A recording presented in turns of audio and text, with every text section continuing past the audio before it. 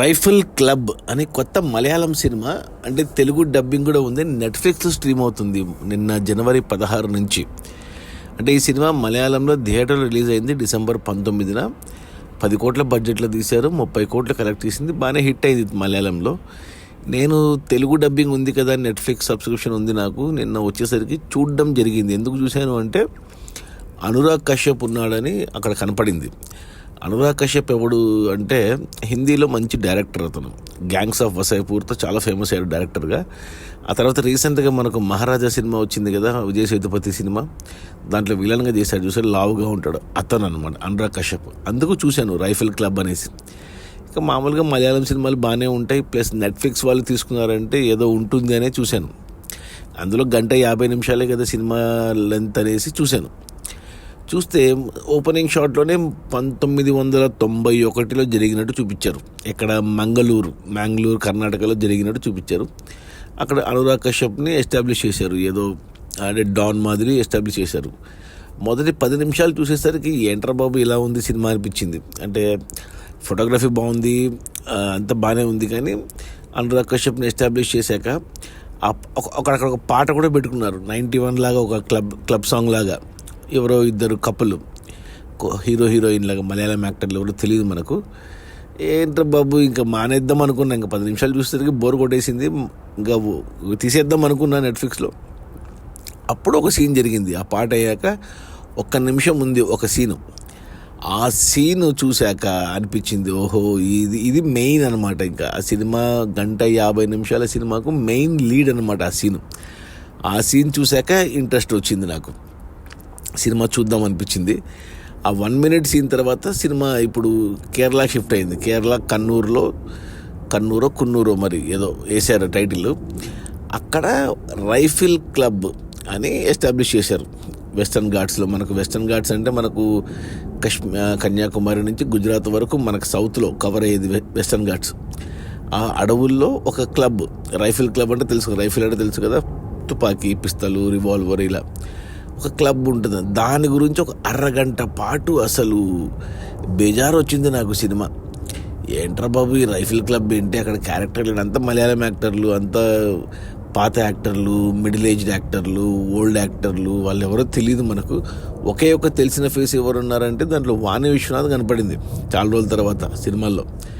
అప్పుడెప్పుడో ఘరానమ్మగూడలో చూశాను నేను ఆ అమ్మాయిని. ఇప్పుడు ముసలి అయిపోయింది, కానీ చిరంజీవితో పాట, వాన పాట చాలా పాపులర్ అయింది, వాణి విశ్వనాథ్. ఆ తర్వాత సర్పయాగం అని రీసెంట్గా ఒకటి అమరావతి మీద కథ, రైతుల మీద ఒక సినిమా వచ్చింది, దాంట్లో చేసింది, ఆమె కనపడింది. కానీ అరగంట పాటు బోరింగ్ అనిపించింది. అంటే బోరింగ్ అంటే ఇది ఎస్టాబ్లిష్ చేయాలని చూస్తున్నారు ఆ రైఫిల్ క్లబ్ గురించి, ఇక అంతే. ఆ తర్వాత ఇప్పుడు మనకు మొదట జరిగిన 10 నిమిషాల కథలో చెప్పాను కదా, ఒక నిమిషం ఇన్సిడెంట్ ఉందని, ఆ లింక్ ఇక్కడ రైఫిల్ క్లబ్కి లింక్ అయింది. అప్పుడు క్లారిటీ వచ్చింది నాకు, ఓహో ఇప్పుడు ఈ రైఫిల్ క్లబ్ మీద మన అనురాగ్ కశ్యప్ గ్యాంగు దాడి చేస్తారు అనే క్లారిటీ వచ్చేసింది నాకు. ఇక అందుకు చూశాను. అప్పుడు ఇక చూస్తే గంట సినిమా అయిపోయింది, వెయిట్ చేస్తున్నట్టు బాగా, అంటే ఇంకా ఇంట్రెస్ట్ బాగా బిల్డ్ అయింది, క్యూరియాసిటీ బిల్డ్ అయింది.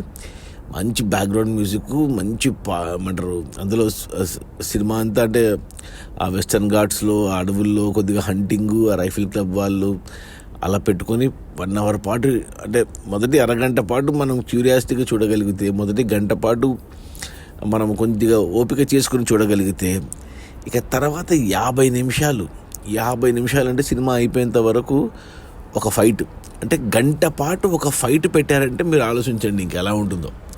గంట పాటు ఆ రైఫిల్ క్లబ్కి, అనురాగ్ కశ్యప్ గ్యాంగ్కి కేవలం షూటింగే, మళ్ళీ hand to hand combat, action scenes ఏమీ లేదు, జస్ట్ బుల్లెట్ ఫైరింగ్. గంట పాటు ఎంత క్యూరియాసిటీగా, ఎంత ఇంట్రెస్టింగ్గా తీశారు అంటే, దానికి తోడు పడ్డ ఎలివేషన్, బ్యాక్గ్రౌండ్ మ్యూజిక్ ఏమి, అసలు అబ్బబ్బబ్బా ఫోటోగ్రఫీ ఏమి, ఆ నైట్ ఎఫెక్ట్ షాట్స్ ఏమి, అసలు అదిరిపోయింది. అసలు అబ్బా ఏమి సినిమారా బాబు అనిపించింది నిజంగా. నేను మొదటి 10 నిమిషాలు చూసి స్కిప్ చేసింటే మంచి సినిమా మిస్ అవుతుంటుంది. మలయాళం వాళ్ళు నిజంగా భలే తీస్తారు, ఏ తీసినా కానీ.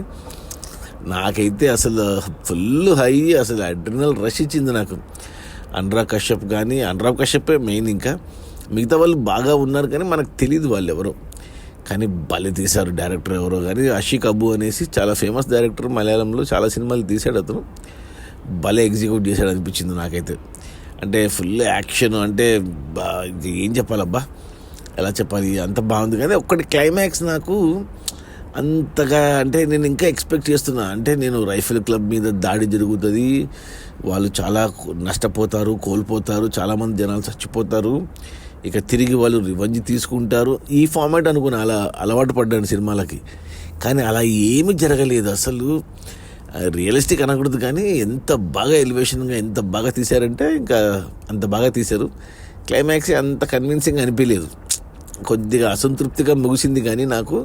బట్ అదర్వైజ్ మూవీ మొత్తం 1:50 నిమిషాల సినిమాలో ఒక 50 నిమిషాల సినిమా అయితే ఎంజాయ్ చేశాను బాగా నేను. సో యాక్షన్ మూవీస్ అంటే intense movies, Hollywood kind of movies ఇష్టపడే వాళ్ళకి మాత్రం ఖచ్చితంగా నచ్చుతుంది. ఎటువంటి ఏమంటారు, మనకు పాటలు, ఫైట్లు, డాన్సులు, జోకు, కామెడీ ఇవేమి ఉండదు. జస్ట్ సింపుల్ పాయింట్, దాన్ని పట్టుకొని 1:50 నిమిషాలు ఇంట్రెస్టింగ్గా నరేట్ చేసే డైరెక్టర్. సో ఖచ్చితంగా చూడండి. తెలుగు డబ్బింగ్ కూడా బాగుంది. సో నెట్ఫ్లిక్స్లో ఉంది ఈ రైఫిల్ క్లబ్ అని. యాక్షన్ లవర్స్కి మాత్రం పండగ ఈ సినిమా. నాకైతే ఏమంటారు, సర్ప్రైజింగ్లీ భలే నచ్చింది నాకు ఈ సినిమా. నా రేటింగ్ వచ్చి 3/5. ఖచ్చితంగా చూడండి. ఇక ఫ్యామిలీతో చూడొచ్చా, పిల్లలతో చూడొచ్చు అంటే హ్యాపీగా చూసేయచ్చు, ఎవరైనా చూడొచ్చు. ఇంటిల్లి 10 కలిసి ఎంచక్కగా చూడొచ్చు. 1:50 నిమిషాలు మంచి అడ్రినల్ రష్. ఏమంటే చెప్పాను కదా, ముందు 1 అవర్ ఓపిక్గా చూడాలి. ఫాస్ట్గా ఉండదు, స్లోగా ఉంటుంది, డల్గా ఉంటుంది, బోరింగ్గా ఉంటుంది. బట్ ఇంటెన్స్ బిల్డ్ అవుతూ ఉంటుంది అరగంట తర్వాత. ఇక లాస్ట్ అరగంట మాత్రం అసలు అదరగొట్టేసారు యాక్షన్ మాత్రం. So super movie. So don't miss, watch rifle club on Netflix. Malayalam dubbing cinema, తెలుగులో డబ్బింగ్ కూడా బాగుంది. సో తెలుగులో చూడండి, అదిరిపోయింది సినిమా. Okay, bye.